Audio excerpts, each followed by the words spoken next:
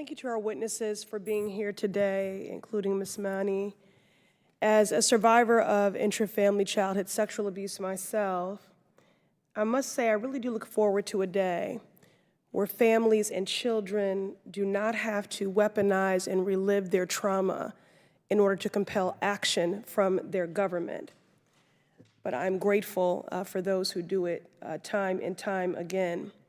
Frederick Douglass once said it is easier to build strong children than to repair broken men and women.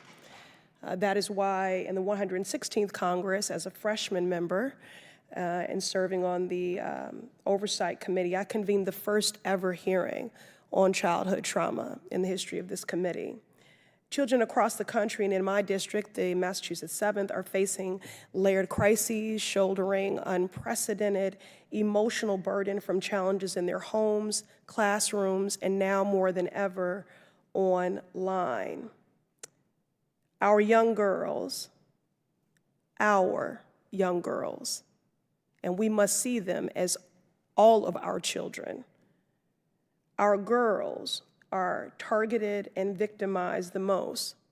Just last year, the CDC released a report that teenage girls are experiencing record high levels of violence, sadness, and suicide ideation.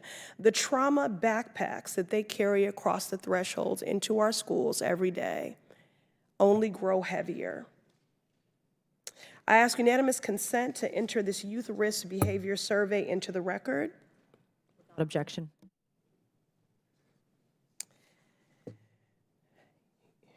You know, as a Black woman who was once a Black young girl, I know intimately what it is for your body to be criminalized, your hair to be criminalized, for your body to be banned, objectified, and as a survivor, violated.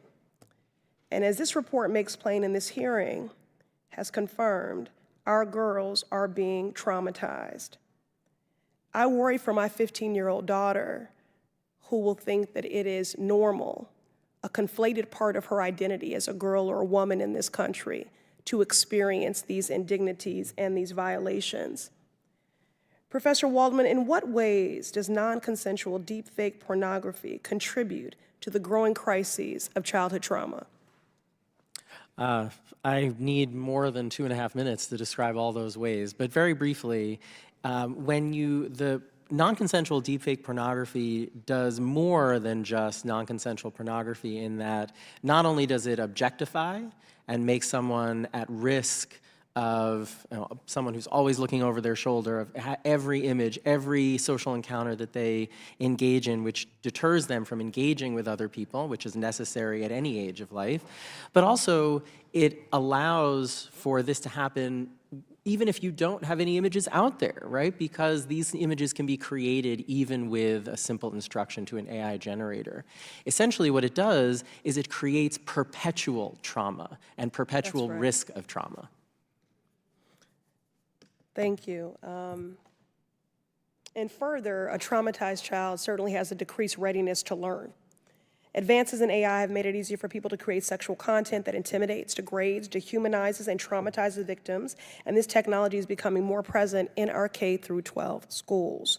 Ms. Mani, can you describe what the psychological damage is for teenagers who are victims of this type of harassment? And once again, thank you for the courage you and your daughter continue to display in the face of these reprehensible acts. Turn your microphone or speak into it. So I'm not trained to really talk about the repercussions of those images. All I can tell you is that we are not the majority. We took a stand and my daughter took back her dignity, but not many girls can be in the same position because of multiple of layers and factors.